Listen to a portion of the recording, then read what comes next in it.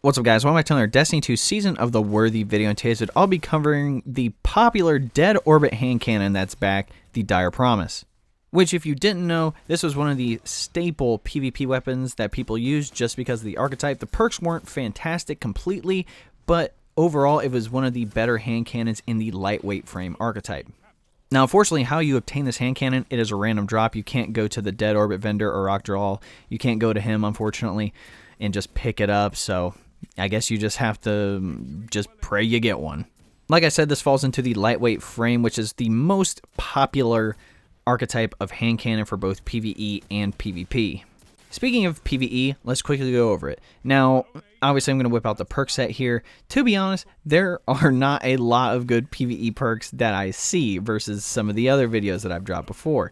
The only one that I see that would be mildly even effective would be the combination trait perk wise would be Overflow and Swashbuckler. You don't have to reload and you get the benefits of the damage buff with Swashbuckler.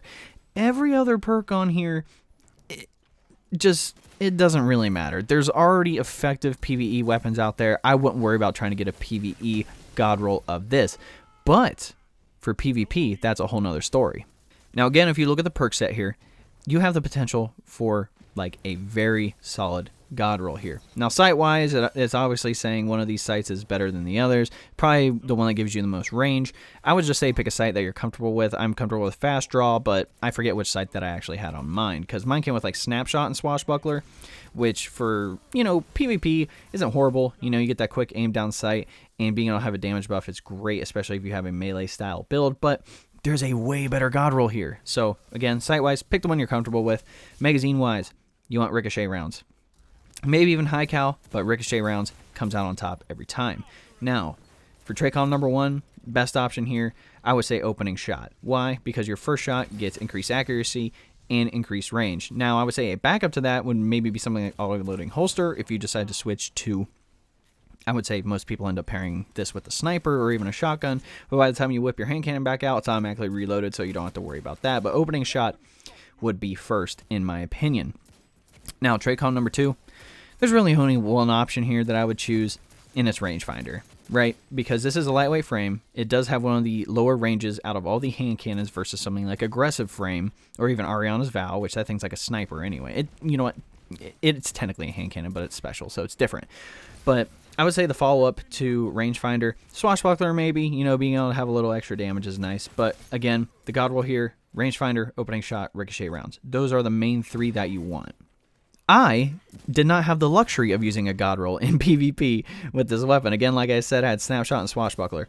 In general, it feels good. Now, I would say you need to have the comparison here of, does this feel better than spare rations? Because spare rations is obviously one of the other popular hand cannons in the lightweight frame archetype. So you need to come to that determination yourself when you feel like you get a solid roll on this weapon and you want to use it in PvP. I think, unfortunately, for me, I like my spare rations better. It just feels better with the recoil and everything like that. I'm not 100% sure why that is, but I find some people like, hey, I do like my Dire Promise better. I would say it's complete preference, really, but that doesn't mean this weapon still isn't effective. Again, like I said, it is in one of the popular archetypes of hand cannons, especially for PvP, and I can't argue with that. I see people go on freaking streaks with this thing. I can't argue with that. You can get a complete god roll on this thing and dominate. I can't argue with that. So, like I said, it's not for me 100%, but if I get that god roll, I'm definitely going to train myself to use it well. Now in Gambit, again, I think this fits more on the PvE side. And again, like I said, there's not a lot of good PvE perks. But if you find yourself with something that you like, something that goes with the build you're using, fantastic. Go ahead and use it. Overall ranking, again, like I said, PvE, very, very low. PvP, though, you get that god roll, like I said, or a roll that you find very comfortable with that goes with your build. This thing can be very, very good in the hands of somebody who knows how to use lightweight frame hand cannons. Like, it's crazy. Especially if you watch any Destiny 2 Year 1 tournaments, that's all people use was like the Dire Promise. Some people use Better Devils. Obviously, that's adaptive frame. But this thing can be pretty solid.